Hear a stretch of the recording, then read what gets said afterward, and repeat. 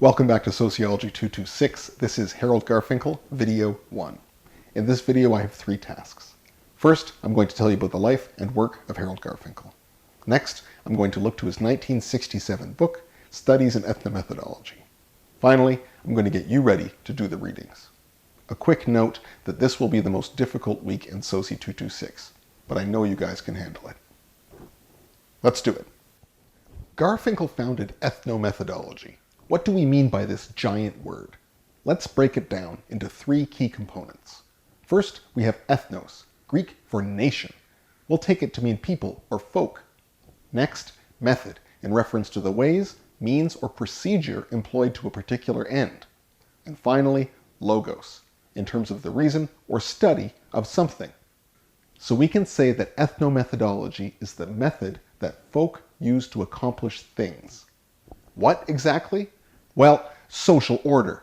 When we talk about ethnomethods, we are talking about the practical accomplishment of society and how people keep it going.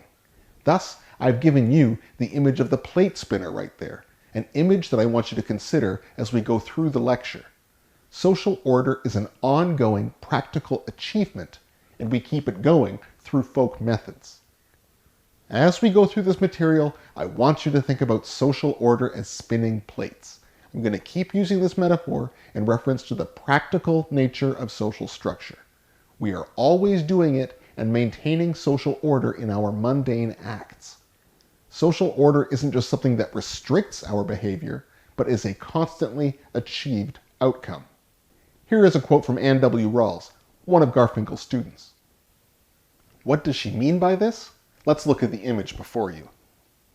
In order to keep the plates spinning, to keep the circus act going, we need to employ a method, a gentle touch. If you ask the person doing the performance to explain to you how to spin a plate, he'd probably say, "I can't tell you, you just need to do it." In this constant performance, in this just doing it, he keeps the show going. He is part of a group, an ethnos, who knows what they are doing but cannot articulate it. The goal of ethnomethodology, logos, is to study it. To repeat, ethnomethodology is the study of folk methods used to achieve social order. So here I've given you a personal timeline of Garfinkel's life and a timeline of 3 projects. This will give you an idea of what he's trying to accomplish in the readings. In his personal life, we're going to see how his thought developed alongside the other thinkers we've looked at to this point. While Garfinkel presents us a radical understanding of what sociology is, he took conventional channels in producing it. In each of his 3 projects, I want you to see the development of his way of thinking about social order as a routine accomplishment, one that we can study. First things first, who is this guy? Garfinkel was born in 1917, meaning that his youth was spent during the Great Depression. Living in Newark, New Jersey, Garfinkel's father was a shop owner, selling furniture. Harold had dreams of a university education, but his father said surgeons and lawyers were driving taxicabs, and that he was destined to take over the family shop. So he signed up for Newark College for an unaccredited program where graduate students from New York City, across the river, would teach courses. Here he takes a course in accounting called Theory of Accounts that changes his life forever. From early on, he was learning about how different actions are made accountable to order. From accounting, accountability. The accountant is accountable to bookkeeping, in the same way as the circus performer is accountable to the plates. In my reading, accountability is the key concept to understand Garfinkel. So I'm going to beat this metaphor into the ground. In the practice of accounting, we have an order that we subject reality to. Different accounts in which all acts that the business engages in are held accountable to. You spend $40,000 on wages, you have to account for it. Your employee leaves the taps on just to cost the company money, you've got to account for it. Now, books don't just represent reality, they shape it. A company in a good financial situation is more attractive to buy than another. Or books can be misrepresented. They aren't simply reflective of reality, they produce it. So in thinking about how a business budgets, we are also producing reality. Garfinkel didn't want to stay at his father's business. He managed to escape doing a master's degree in sociology at the University of North Carolina in 1939. A notable historical event happens while Garfinkel is at UNC. World War II.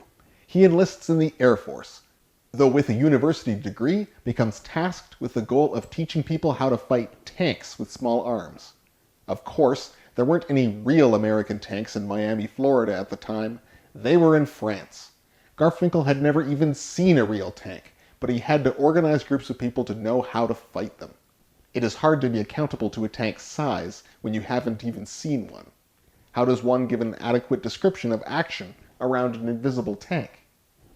While at UNC, Garfinkel studies racial dynamics in the southern United States, looking particularly to inter- and intra-racial homicide, and how homicides by different races are accounted for differently by police departments, prosecutors, and juries.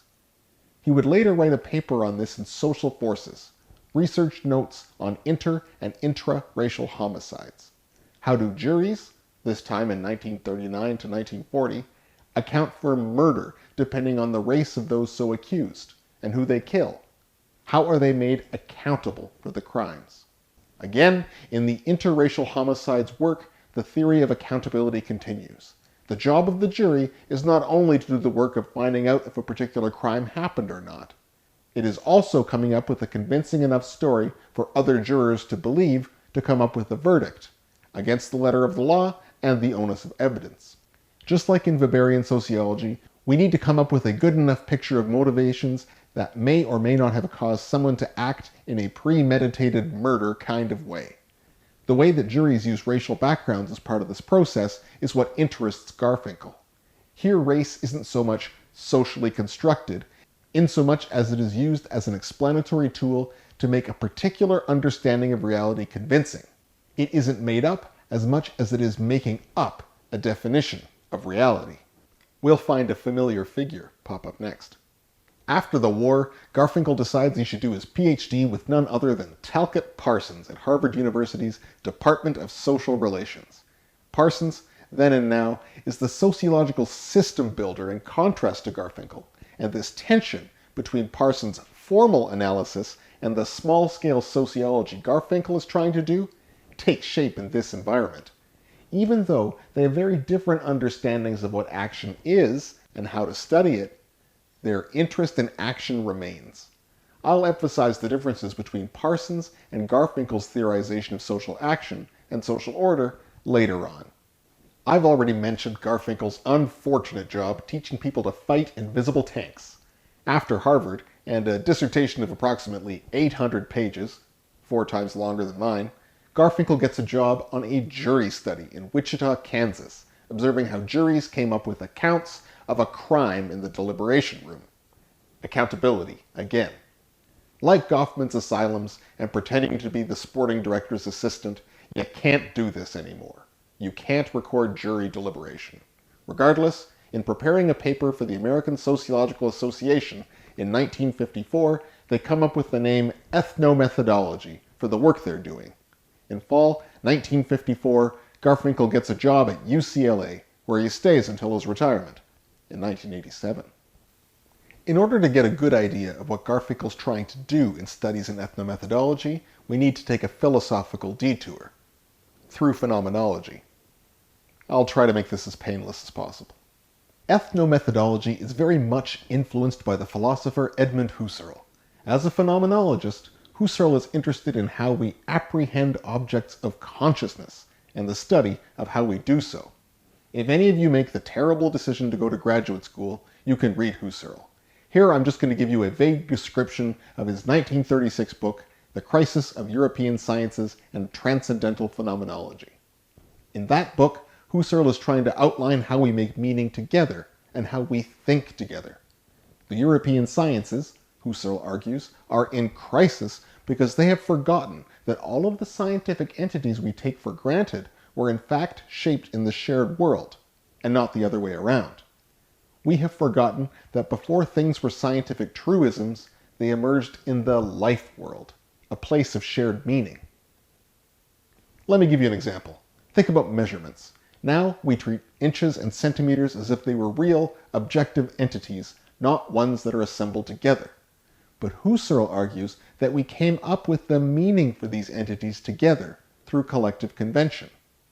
Consider my buddy Oliver from Germany. I asked him how tall he was. He said 180 centimeters. I don't know about you, but I can't do the quick math to figure out what that is in inches.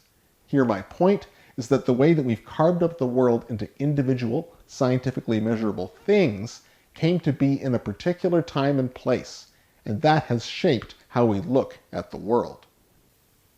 This is enough on Husserl's project for our purposes today.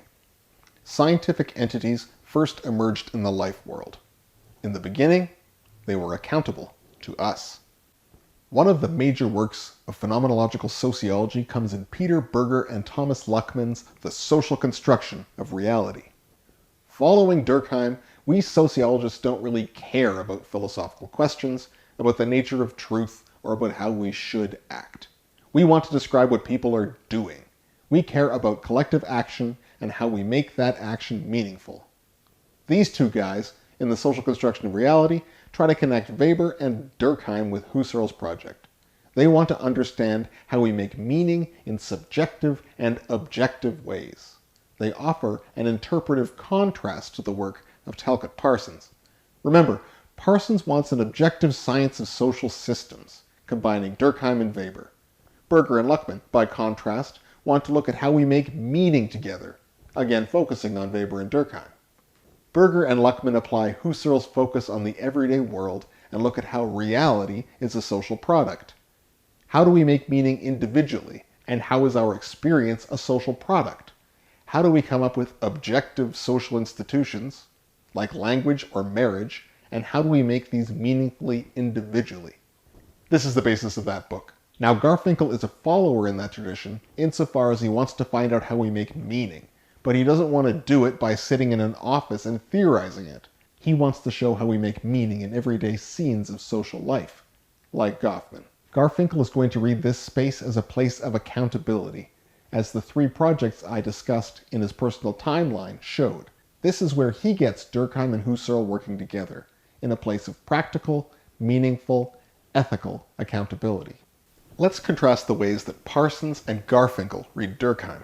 Parsons is trying to come up with a general systematic theory of social action, whereas Garfinkel is trying to follow how we make social order continue, how we are accountable to it. Recall, the major difference between Parsons' work and the work of Max Weber is that Weber doesn't think we can come up with general laws explaining collective behavior. Parsons, following Durkheim, does. For Parsons, we can add laws to Weber's work by turning to Durkheim. Garfinkel understands Durkheim differently. His reading is this: yes, it is to social facts that we are accountable, like the organization of a circus and the organization of a jury room. The social order is the moral order, and it exists outside of consciousness because we can't express, like the dude with the spinning plates, exactly the mechanisms that are used in perpetuating it.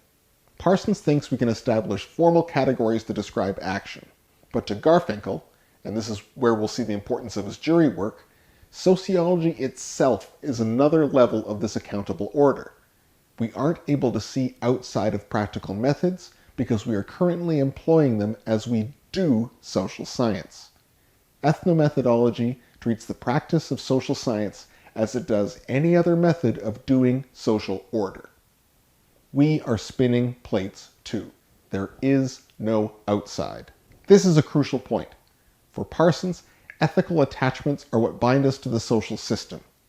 For Garfinkel, explaining how we come to have those moral attachments and explaining how ethics tie any social situation together is the point of sociology. If social order is a constant outcome of oriented action, we can see how durable it is by trying to poke holes in the moral order. Here I've given you a picture of a bull in a china shop, from the expression whereby delicate china will be destroyed by such a wild creature. Like the metaphor of spinning plates, this helps describe Garfinkel's breaching experiments. During his time at UCLA, he wanted to see how far he could push social order while people were still accountable to it. So effectively, he sent out his students to wreak havoc on social organization, to push it to its limits. One particularly awful experiment was where they would place a student in a room to talk to a psychologist on the other end of a shortwave radio. They'd have them pose yes or no questions, and the psychologist would reply to them. Or so they thought. In fact, the response was a pre-programmed list of answers. If you read the transcripts, the students continually try to make sense of nonsense. In everyday social life, we assume others have the same conversational competencies and are playing along. Here, we see that there is a presumption of reciprocated moral attachments. So to make sense of the image I've shown you for Garfinkel, the best time to understand the successful, routine operation of the china shop is to notice how long it can be maintained with the bull in it. He's not just trolling the people of Los Angeles in his breaching experiments, but showing us that social facts aren't just macro-scale things that exist at the level of society. They are put to work in any organized social setting. Finally, let's think about the example of a car wreck. Say you drive your dad's Lexus into another vehicle. Everyone gets out of their car and assesses the damage. Assuming everyone is okay, you need to come up with a story for what happened to report to the police or your insurer. Like the jury, you need to sort out relevant information from what isn't relevant. Who was following the rules of the road, who wasn't. You need to exchange information that you will later use for your insurance claim. Most of this is not internal to the situation of two cars colliding. You come up with an account of social order right after it happens. Recording the car wreck is as social as the collision itself. In putting together the pieces, we assemble what really happened to your dad's car. Garfinkel's point here is that it doesn't really do much to explain the car wreck as Parsons would, as a social action structure. What is more interesting is how people assemble what really happened after the fact. Time for you to do the readings. Read the encyclopedia entry first, then the Garfinkel one. It's a tough one, so read it twice. I know you can do it. Think about those spinning plates as you do, and I'll see you in the next video.